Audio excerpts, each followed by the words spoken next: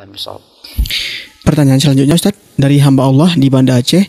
Ustaz izin bertanya, bagaimana hukumnya nikah siri, di mana nikahnya tidak diketahui oleh istri pertama dan disembunyikan dari khalayak ramai? Syukran jazakallah khair Ustaz. Baik, nikah siri. Sebelum kita harus tahu terlebih dahulu definisi nikah siri. Abu Talha, definisi nikah siri apa? Tidak tercatat di kenegaraan, administrasi negara. Tidak tercatat di administrasi negara. Tapi dari sisi pertanyaan saudara penanya tadi, nikah siri menurut contoh yang beliau sebutkan adalah tidak diketahui istri pertama dan disembunyikan dari khalayak ramai. Ya, oleh khalayak ramai. Walaupun tercatat di dalam administrasi negara. Apakah seperti itu? Biasanya kalau tercatat di administrasi negara itu harus ada izin dari istri pertama. Oh gitu. Tapi tidak tercatat Ustaz. Baik, apabila ini maksud dengan nikah siri itu adalah sebuah pernikahan di mana si wanita dinikahi oleh si walinya. Yang kedua, ada saksinya minimal 2 orang, ya. Dan untuk diumumkan secara khalayak ramai, para ulama katakan itu tidak wajib, ya, yang rajih, tapi itu lebih afdal, ya. Dari sisi sah, maka itu sah. Dari sisi sah, itu sah secara syar'i. Namun, ya, saya tidak menasihati hal itu. Yang pertama, karena banyak alasan. Yang pertama, ini akan menyulitkan istri keduanya dan anak-anaknya. Ketika anaknya lahir, bagaimana dia ingin buat akte? Nggak ada buku nikah. Kalau nggak ada akte, bagaimana membuat kakak? Ya, nanti bagaimana masuk sekolah? Berbagai keganjalan terjadi. Yang kedua, apalagi nanti dia dinikahi oleh seorang laki-laki yang memang punya karakter nikah cerai.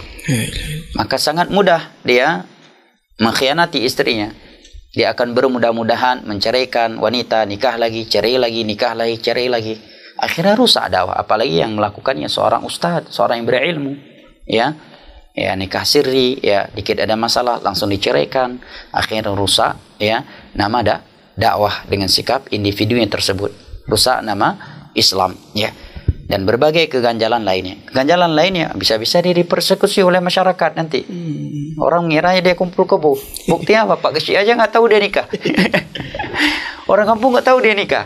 Ya, ketika dipersekusi karena orang nuduh dia kumpul kebo, dia ngaku, ini istriku, mana buku nikahnya? Nah, buku nikah nggak ada. Ya, orang-orang nggak tahu. Ya, kan kacau jadinya. Ya, janganlah bermudah-mudahan dengan administrasi negara, ya.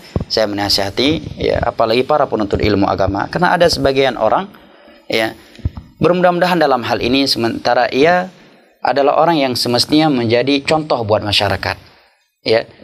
Bermudah-mudahan dengan hal ini, menikah sudah sekian lama, tapi nggak mau buat buku nikah. Ya, ini kan bahaya. Ketika dia nginap di hotel, tiba-tiba ada razia, ditangkap, kumpul kebo, dimasukin. Apalagi sebagian media suka sekali memang berjenggot, berjubah Ustadz Fulan, ya. Dia mengaku udah nikah tapi belum punya buku nikah. Ditanyakan ke KUA setempat, kami nggak tahu. Ditanyakan ke Pak Kecil tempat tinggalnya, Pak Kecil juga nggak tahu apa yang terjadi. Heboh. Rusak dakwah akhirnya. Ya, jangan bermudah-mudahan dengan ADM negara. Nah, ya, karena itu akan menyulitkan kita.